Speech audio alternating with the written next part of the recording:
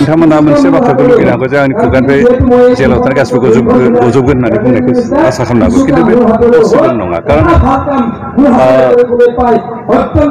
किसुमाना सुक्ति जानायनि सिगाङावनो कनभिक्टेड जाखादों जेल अर्डार होजानाय मानायफ्राबो सुक्तिनि सिगाङावनो जाखादों। गबिन्द सारनि बाथ्रा बुंनायखौ खोनाखाबाय बर' हारिनि गेजेराव मालाबाबो हजम खालायनो हानाय नङा। गबिन्द सारनि बाथ्रा बुंनायखौ आं दिनै जेबो बुंथला गाबोन समफोर आं बुंसिगोन।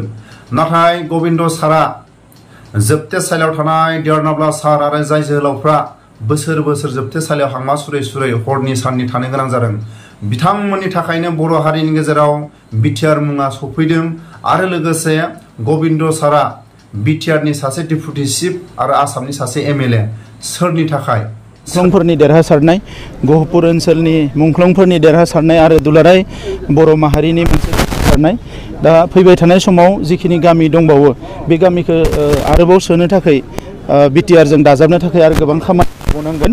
दा बेखौ जों बयबो मावलांबाय थागोन। दुलाराय बर' फरायसा आफाद बारग' एनडिएफबि जेसां आफाद दङ गासैबो बेखौ जयै मावलांबाय थागोन आरो जिखिनि मुंख्लंफोरनि जिखिनि बेसेन बिथांमोनखौ अरायसम गोजोर खालामनो थाखाय जोङो गहपुर ओनसोलावबो मुंख्लंफोरखौ गोसोखांनानै 1 कौटि रां बाहायनानै मोनसे अडिटोरियाम लुगोन मुंख्लंफोरनि मुङाव आरो बिथांमोननि मोनसे गिदिर टम थाखाय जों बेवहाय साननाय जादों आरो गहपुर ओनसोल बा सनितपुर बिश्वनाथनि रायजो गिबियावनो आंनि अननाय आरो सिबिनायखौ बयनिसिमबो खुलुमहरो।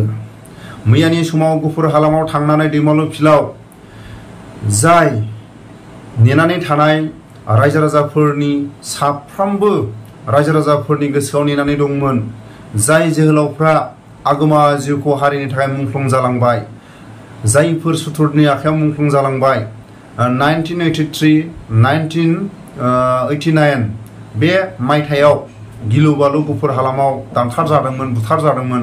आबसुनि समाव सारनाय बिलटिनि समाव सारनाय एनडिएफबिनि समाव सारनाय सन्मान होनो रोंदों प्रमद बर' सारा। जाय जोहोलावफ्रा हारिनि थाखाय मुंख्लं जालांबाय बिथांमोनखौ गुफुर हालामावनो गुफुरनि जायफोर मुंख्लं जानाय सुथुरनि आखायाव जायफोर थैनो गोनां जादों बिथांमोनखौ जेरावखि थाया आलो गोजोनै बोसोरसेयाव खेबसे बिथांमोनखौ आरज गाबनो थाखाय जाय न'खरा नेनानै दंमोन रायजो राजाफ्रा नेनानै दंमोन गुबुन गुबुन आफादफ्रा नेनानै दंमोन गावनि आंगो लोगोफोरखौ बोसोरसेयाव खेबसे बिबार माला लानानै सोरबाया जेवारि लगायनानै सोरबाया गोसो गोरबोजों आरज गाबनो थाखाय बोसोरसेयाव खेबसे बिथांमोना जेरावखि थाया हारिनि थाखाय मुंख्लं जालांबाय बिथांमोनखौ प्रमद बर'आ मैयानि समाव जोबोद सन्मान होनाया हाजार हाजार बुंस' हायै बिथांमोनखौ प्रमद बर'आ सन्मान होनो रोंनाया हारिनि गेजेराव जोबोद बाख्नायथाव। जाय जोहोलावफोरनि थाखाय जाय हारिनि गेजेराव सुथुरनि आखायाव गावनि जिउखौ मोगा मोगि जानानै मुंख्लं जानो गोनां जादों बिथांमोनखौ अराय समनि थाखाय सन्मान होदों। गुफुर हालामावनो बिथांमोननि नेरसोन खाम्फा आरो बिथांमोननि मार्टियास थमखौ गुफुर हालामावनो प्रमद बर'आ गावनि खुगाजोंनो फोरमायनानै होबोबाय आरो गुफुर हालामावनो गुफुरनि गावनि आगोमा जिउखौ सुथुरनि आखायाव थैनो गोनां जादों मोगा मोगि जायफोर गावनि बिमा बिफा गावनि बिदा फंबाय गावनि गथ' गथाय गावनि अनसुलि बिसिखौ नागारनानै हारिनि थाखाय मुंख्लं जादों बिथांमोनखौ अराय समनि थाखाय बर' हारिनि गेजेराव अराय सम बर' हारिया जेब्लासिम थागोन अब्लासिम प्रमद बर' सारनि नाजानायाव जाय जोहोलावफोरखौ अराय समनि थाखाय नेरसोन खाम्फा मार्टियास थमखौ गुफुर हालामावनो गावनि खुगाजों फोरमायनानै रायजो राजाफोरनि खाथियाव फोरमायनानै होबोनो हादों आरो गुफुर हालामाव गायसनबोनो हादों अराय समनि थाखाय प्रमद बर'नि खाथियाव आं साबायखर। लोगोसे मैयानि 3 अक्ट'बर सानखौ जेरैबायदि एनडिएफबि आफादा बिसेफ मुङै 1986 मायथाइयाव जोनोम जादोंमोन 3 अक्ट'बराव आरो लोगोसे बिसेफ मुंखौ 1994 बे मायथाइयाव एनडिएफबि मुंखौ लानानै जेरैबायदि एनडिएफबिनि एकर्डजों बिटिआर मुङा सफैदों आबसुनि समाव सारनायजों बिटिआर मुङा सफैदों जायफोर जोबथेसालियाव थानाय जोहोलावफोरनि थाखाय बिटिआर मुङा सफैदों रायजो राजाफोरनि मोनफ्रोमबो माखासे समाव सारनायाव बाहागो लानानै बिटिआर मुङा सफैदों। बिनि थाखायनो आं खावलायो प्रमद बर' सारखौ मैयानि सानखौ एसेबाबो सन्मान होनानै आंसो खावलायदों नाथाय बे एनडिएफबिनि जोनोम साननि रायखांनायाव आंनि बुंनाया गोरोन्थि जादोंबा आं आखाइ खबजोबनानै आं निमाहा बियो। मानो होनोबा 1986 मायथाइयाव एनडिएफबिआ 3 अक्ट'बराव जोनोम जानाय बे सानखौ सनमान होनो हायोमोनब्ला एसे मोजां जागौमोन नामा होननानै आं खावलायो। नाथाय बे आंनि खावलायनायाव गोरोन्थि जायोबा आं आखाइ खबजोबनानै आं प्रमद बर' सारनाव मोनफ्रोमबो बर' माहारिनि आफादफोरनि खाथियाव आं निमाहा बियो। मानो होनोबा दिनैनि समाव जोबथेसालियाव दिनैबो दं। मानो होनोबा दिनैसिमबो जोबथेसालियाव दङब्ला जेरैबायदि 1986 मायथाइयाव बिसेफ मुङै जोनोम जानानै आरो लोगोसे बिसेफ मुंखौ 1994 मायथाइयाव एनडिएफबि मुंखौ लानानै दिनैसिमबो जोबथेसालियाव दङब्ला मैयानि 3 अक्ट'बर सानखौ एसेबाबो गाजा गोमजा मानिनो हागौमोन नामा होननानै आं खावलायो। नाथाय आंनि खावलायनायाव गोरोन्थि जादोंबा बर' समाजनि गेजेराव आं निमाहा बियो आखाइ खबजोबनानै। दिनैनि समाव आं प्रमद बर' सारखौ आं खावलायो। आंनि बुंनायाव गोरोन्थि जादोंबा आं निमाहा बियो। नाथाय 1986 मायथाइनि बिसेफ मुङै जोनोम जानानै आरो 1994 मायथाइयाव एनडिएफबि मुंखौ लाफिननानै दिनैसिमबो जोबथेसालियाव गोरोन्थिनि थाखाय जुदि दङब्ला मैयानि सानखौ एसेबाबो सनमान होयोमोनब्ला मोजां जागौमोन नामा होननानै आं खावलायो। आरो लोगोसे आं खावलायबावो प्रमद बर' सारनिसिम।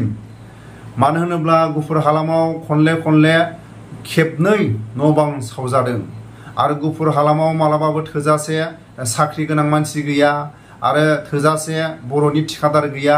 बिनि थाखायनो बिटिआरआव साख्रि बाख्रि जुदि सोयोब्ला गुफुर हालामनिफ्राय बांसिनै फरायसाफोरखौ बा सेंग्रा सिख्लाफोरखौ आरो जायफोर एक्स एनडिएफबिफोरखौ आरो रायजो राजाफोरखौ बांसिनै 1983 आव खारसि बेरसि न' बां सावजाबाय आरो माखासे फरायनायनि जेंनाया थालांबाय आरो 1989 आवबो न' सावजाबाय। मोनफ्रोमबो माखासे न'खर दानायनि न'खरा सिलिंखार आरो फरायनायनि माखासे जेंना आरो बेमार सेमार जानानै बेमार नायनो हायैयाव थैनो गोनां जाबाय। बेफोरनि जेंनानि थाखाय गुफुर हालामाव दिनैसिमबो लोरजिया। बिनि थाखायनो आं खावलायो प्रमद बर' सारखौ जेरै गुफुर हालामनि बिर जोहोलावफोरनि मुङाव मार्टियार्स थंखौ होनो हादों। लोगोसे आं दिनैनि समाव खावलायो बिटिसि बिटिआरआव बर' सेंग्रा सिख्लाफोरखौ जुदि साख्रियाव सोयोब्ला गुफुर हालामनिफ्राय बांसिनै साख्रियाव सोगोन होननानै आं आसा खालामो। फरायनायनि माखासे जेंनायाव जेब्ला हारसानि दाङाबाजियाव फरायनायाव माखासे आसखान्दा जानो गोनां जाबाय, जेरैबायदि साख्रि बाख्रि थोजासे गैया, प्रमद बर'आ गावनि मेगनजों गावनि खोमाजों नुखानाय। बिनि थाखायनो आं खावलायो गले गले गुफुर हालामनिफ्राय आर्मियानो जा पुलिसानो जा गुबुन गुबुन माखासे साख्रियाव सोयोबा बिटिआर बिटिसिआव गुफुर हालामनिफ्राय बांसिनै सेंग्रा सिख्लाफोरखौ रायजो राजाफोरनि गेजेरनिफ्राय बांसिनै गुफुर हालामाव साख्रियाव सोनानै होगोन होननानै आङो खावलायो। मानो होनोबा गुफुर हालामाव बयनिफ्राय दुखियासिन गुफुर हालामानो। थोजासे गुफुर हालामाव साख्रि गैया, थोजासे माहाजोन मानसि गैया। बिनि थाखायनो आं गले गले आं खावलायो प्रमद बर' सारखौ बिटिसि बिटिआरआव जुदि साख्रि सोयोबा गुफुर हालामनिफ्राय बांसिनै बर' सेंग्रा सिख्लाफोरखौ बांसिनै साख्रियाव सोसननानै होगोन होननानै आङो खावलायो।